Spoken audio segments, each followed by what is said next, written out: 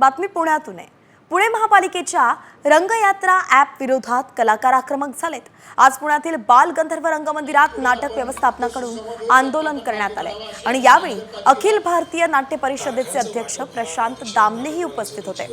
कुणाशीही चर्चा न करताच पालिकेने हे ॲप तयार केल्याचा आरोप करण्यात येतोय।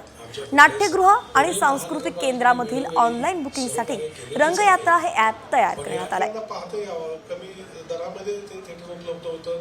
त्यांना आणि व्यवस्थापकांना विश्वासात घेऊन या सगळ्या गोष्टी व्हायला पाहिजेत, कारण उद्या काय त्याच्यानंतर सर्व कॉमस्कोर नुसार आता isakal.com आहे देशातील नंबर 1 ची मराठी न्यूज वेबसाईट। प्रत्येक अपडेटसाठी isakal.com ला नक्की भेट द्या।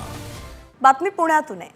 पुणे महापालिकेच्या रंगयात्रा ॲप विरोधात कलाकार आक्रमक झालेत। आज पुण्यातील बाल गंधर्व रंगमंदिरात नाटक व्यवस्थापनाकडून आंदोलन करण्यात आले आणि यावेळी अखिल भारतीय नाट्य परिषदेचे अध्यक्ष प्रशांत दामलेही उपस्थित होते।